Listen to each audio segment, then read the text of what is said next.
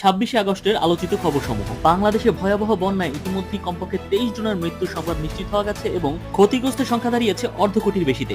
এরই মধ্যে ভারত ফারাক্কার সবগুলো অর্থাৎ 109টি গেটই খুলে দিল। ফলে বাংলাদেশে প্রতিদিন প্রবেশ করবে প্রায় 11 লাখ কিউসেক পানি। উল্লেখ্য, কাপ্তাই বাঁধ খোলার পরে সেখানে প্রতিদিন নিষ্কাশিত হয়েছিল মাত্র 9,000 কিউসেক পানি, আর এখানে 11 লক্ষ কিউসেক পানি। সুতরাং যেসব অঞ্চলে বন্যা হচ্ছে সেই বন্যার উন্নতি হবে বলে মনে হচ্ছে না, আরো অবনতি হওয়ার তীব্র আশঙ্কা দেখা দিয়েছে। সেনাবাহিনী, সাধারণ জনগণ, ছাত্ররা তো কাজ করছে, পাশাপাশি আস-সুন্নাহ ফাউন্ডেশন এবার ত্রাণ ও পুনর্বাসনের জন্য 100 কোটি টাকার মহাপ্রকল্প হাতে নিয়েছেন। আল্লাহ তাদের বরকত দান করুন। অন্যদিকে আওয়ামী লীগের দাপটি নেতা এবং সাবেক মন্ত্রী আহসানুল হক ইনু এবার আটক হয়েছেন। গতকাল আনসার রাজ্যে অরাজকতা সৃষ্টি করেছিল, এর জন্য এবার 3 মামলায় 10,000 আনসারকে আসামি করা হয়েছে। এর মধ্যে 390 জনকে কারাগারে প্রেরণ করা হয়েছে। আন্তর্জাতিক ক্ষেত্রে এবার রাশিয়া ইউক্রেনের উপর ভয়াবহ পাল্টা হামলা চালিয়েছে এবং হিজবুল্লাহ ইসরায়েলের উপর হামলা চালিয়েছে। আর এই হামলায় ক্ষয়ক্ষতির তথ্য প্রকাশ নিষিদ্ধ করেছে ইসরায়েল প্রশাসন।